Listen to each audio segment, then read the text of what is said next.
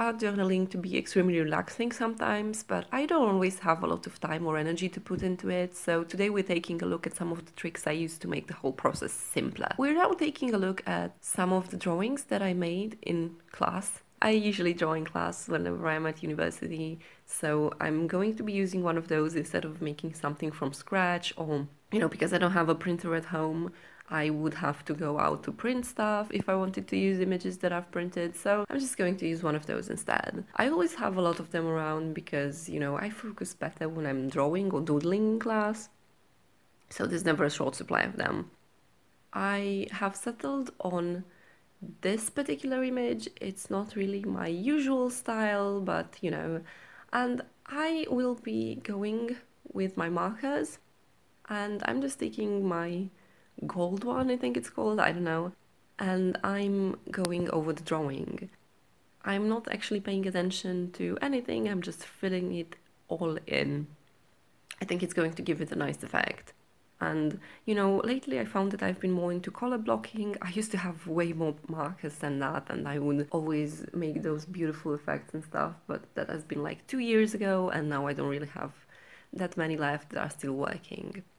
So this is what it looks like. I find the color of the lines really nice. I haven't colored it all in because I don't want to use the entire drawing, and in case you're wondering how I'm not going to use all of it, well, this is what I usually do, I just cut them. So here we have what I'm going to use, and to save more time I will not be painting or coloring the background myself. I will be using some colored papers that I have around for that purpose. And, I find that's a huge time saver. Now, I'm not even going to bother with cutting the papers, I'm just going to rip them. I'm still trying to keep a shape to them, but I'm not trying too hard, so this is way faster than having to measure it and make sure that the angles are right and the sides are all equal and stuff like that. So that's the first color and I'm going to use, and this is the second color. They're sort of purplish, both of them, so they contrast with the drawing. I always keep a lot of those colored papers around just because I find them useful, and I like to have a variety to choose from, and they're really cheap too.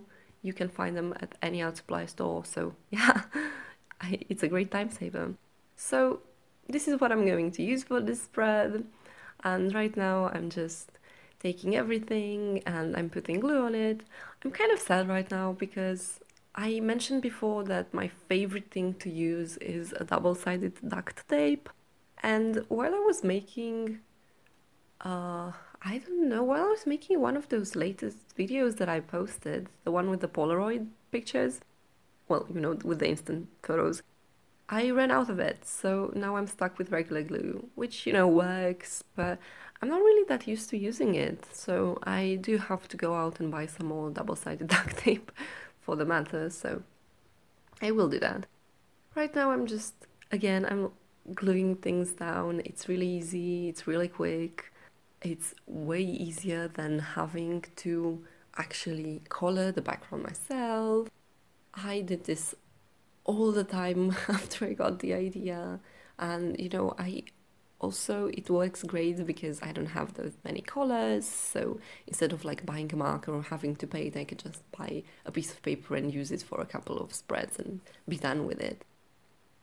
So I'm going to show you what I made, and it's not especially complicated. Like, when you look at it, it's really simple, but the thing that I really like about it is that I used something that would have otherwise like sat in my drawer forever. Like, I would have never seen that drawing ever again. Thank you so much for watching. I will see you soon enough. Bye!